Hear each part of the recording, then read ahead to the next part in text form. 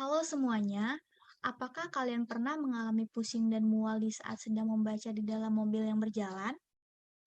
Kira-kira apa sih penyebabnya dan bagaimana cara mengatasinya? Assalamualaikum warahmatullahi wabarakatuh. Perkenalkan, nama saya Zalfa Salsabila Aprilia dengan NPM 19180111035 dari Fakultas Kedokteran Universitas Lampung.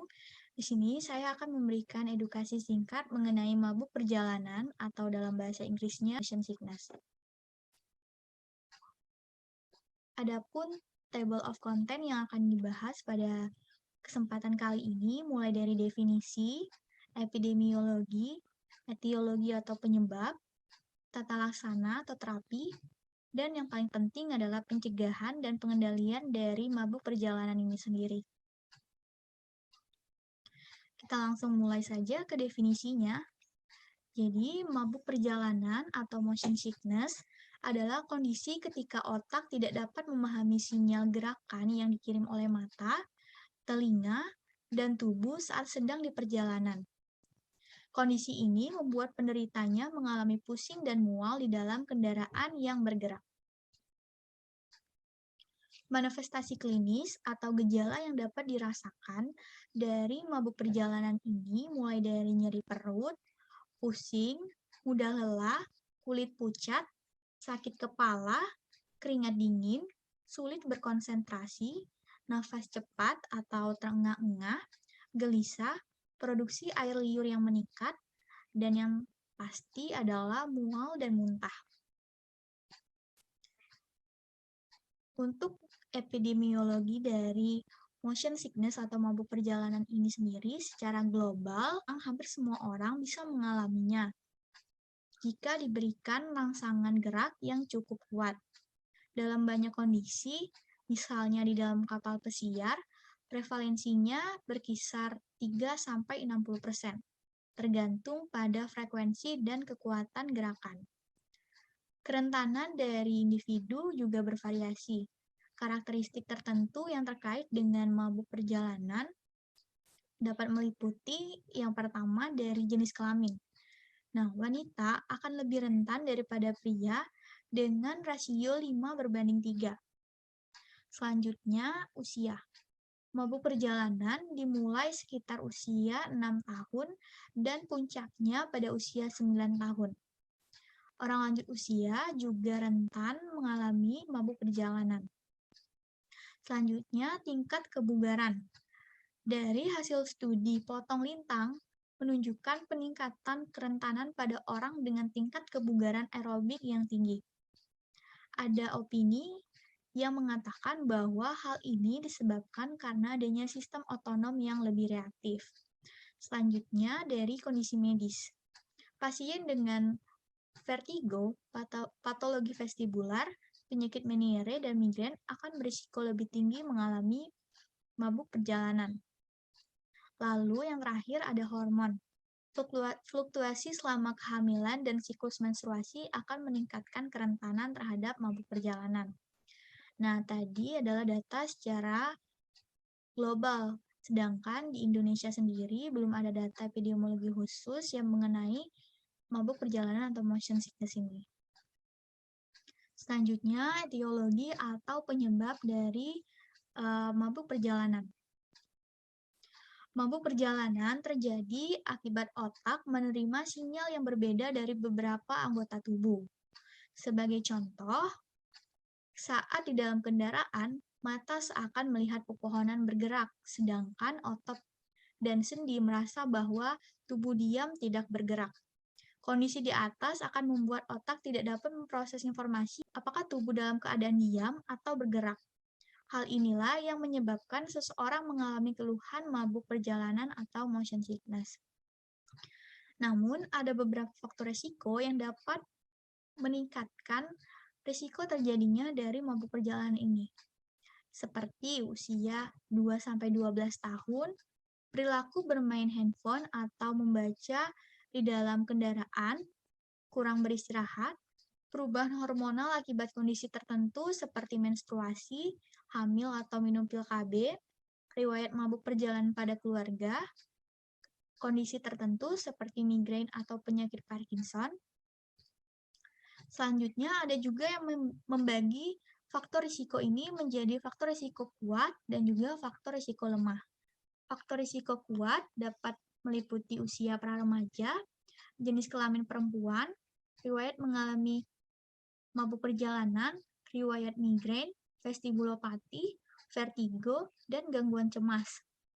Sedangkan untuk faktor risiko lemah, yaitu keturunan Cina, merokok, konsumsi alkohol, gangguan penglihatan, hormonal, dan neurologi.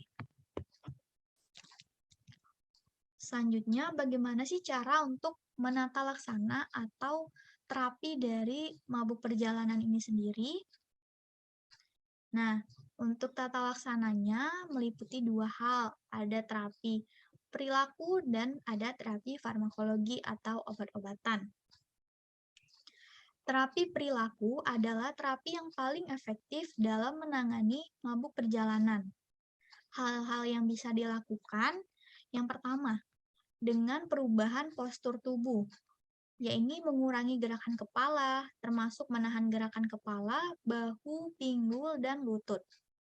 Kedua, menghindari membaca di kendaraan yang sedang bergerak. Ketiga, duduk di kursi yang menghadap ke depan, duduk di kursi depan, atau aktif menyetir kendaraan. Selanjutnya, berfokus pada jalan. Kelima, mendengarkan musik yang menyenangkan, atau bisa juga dengan menghindari berpergian dalam kondisi yang kurang fit. Selanjutnya, untuk terapi farmakologi atau terapi obat-obatan. Obat untuk pengobatan dalam mabuk perjalanan hanya efektif sebagian saja, dan mungkin memiliki efek samping yang tidak diinginkan. Obat-obatan ini paling efektif ketika digunakan sebagai profilaksis atau pencegahan atau pada awal timbulnya gejala. Nah, golongan obat yang biasa digunakan adalah antikolinergik, antihistamin, dan simpatomimetik. Nah, lalu bagaimana cara untuk mencegah atau mengendalikan dari mabuk perjalanan ini sendiri? Untuk pencegahannya dapat meliputi dua hal, ada pencegahan primer dan juga pencegahan sekunder. Pencegahan primer adalah menghindari lingkungan gerak provokatif oleh mereka yang rentan terhadap mabuk perjalanan, atau setidaknya memilih metode transportasi yang kurang provokatif jika memungkinkan. Namun, ketika perjalanan yang berpotensi mabuk tidak dapat dihindari, maka beberapa pencegahan yang dapat dilakukan. Yang pertama, jika di mobil, pengemudi harus mengemudi dengan lambat dan lancar. Orang yang rentan mabuk perjalanan harus berada di kursi yang depan, terkendali baik di dalam kendaraan, tidak melakukan gerakan kepala, dan pandangan mengarah ke jalan. Aktivitas dalam mobil seperti membaca atau memain handphone harus dihindari. Yang kedua, jika di kapal dan di kereta, duduklah di depan untuk kereta api dan kira-kira di tengah untuk di kapal. Posisi dekat pusat rotasi dalam kapal akan meminimalkan komponen gerak yang linear dan vertikal. Selanjutnya, pandangan harus ke depan atau ke jalan akan mencegah mabuk pada beberapa individu. Sedangkan individu yang lain dapat merasa lebih baik dengan mata yang tertutup.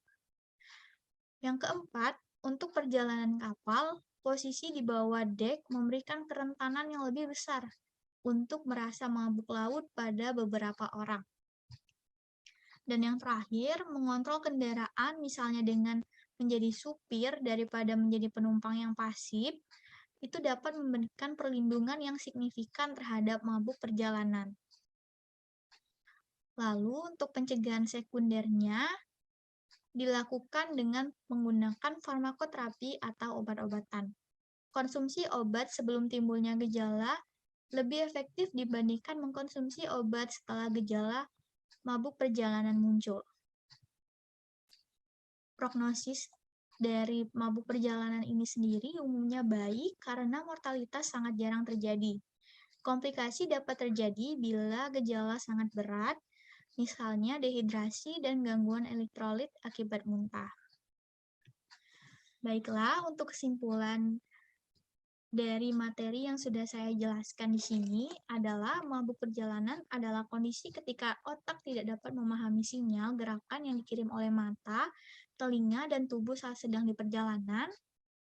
Terapi perilaku adalah terapi yang paling efektif dalam menangani mabuk perjalanan, dan terapi farmakologi lebih efektif diberikan sebelum munculnya gejala. Dan ini untuk referensi yang sudah saya dapatkan. Terima kasih sudah mendengarkan. Saya mohon maaf jika ada kesalahan dan kekurangan. Saya akhiri. Wassalamualaikum warahmatullahi wabarakatuh. Semoga bermanfaat.